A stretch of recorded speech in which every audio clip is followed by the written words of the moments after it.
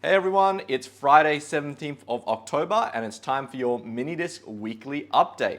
Now I was surprised this week right after we talked about the Yamaha YH-4000 that we actually just received the YH-4000.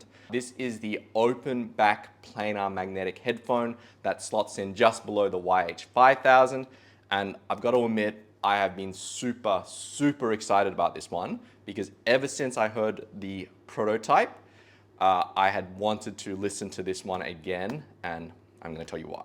First of all, in terms of design, you can tell that the new 4000 is very similar in design to the 5000. It's got slightly less of a matte black finish overall, but it's still got that incredible sort of ghost in the shell, cyberpunk inspired design that made me really excited about this headphone in the first place. So I do believe the 4000 actually shares the same planar magnetic driver as the 5000, and the primary changes are to the damping scheme in order to change the tuning of the headphone. If you look a bit closer, you can see that some of the damping materials have actually changed. You can also see that they've changed the ear pads a little, so they now have a velour fabric material. There's also been some changes to the accessory package, so you don't get the included 4.4mm cable, and the stock cable is a rubber cable rather than the nice braided cable you got on the 5000. And of course, with all these changes, the price of the 4000 is also a lot less than the 5000, and who doesn't like that?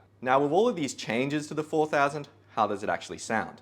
Well, you can probably guess, but I absolutely love the tuning of the 4000. Now, with the original YH-5000 flagship model, the feedback that we got about this model was that it was an alright headphone, but the main issue was that the high frequencies on the 5000 are quite splashy and aggressive.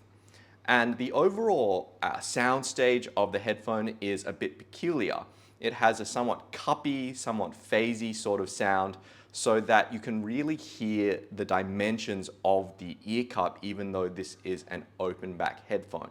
Now, with the 4000, they clearly took this feedback to heart because the high frequencies are a lot more mellow and laid back. Now, the 4000 does still have that somewhat cuppy, somewhat phasey characteristic that the 5000 does, and I know a lot of people are not going to be fans of that.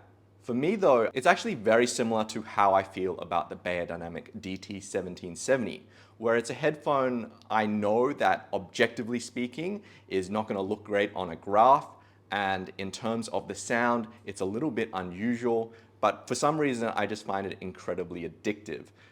Same thing with the 4000. I think it's due to the bass response, because the bass response on this headphone is sonorous, it's thick, and it's just really enjoyable for genres like electronic music, K-pop, J-pop. So I know this headphone is not going to be everyone's cup of tea, but for me, the overall package with the really fun, thick and punchy sound combined with the incredible wearing comfort makes the 4000 a headphone that I have been excited for a very long time, and I am so happy that when we finally got the actual production unit, it's every bit as good as I remember about the prototype.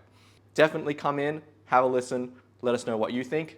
This is Lachlan from Minidisc TV, and we'll see you next time.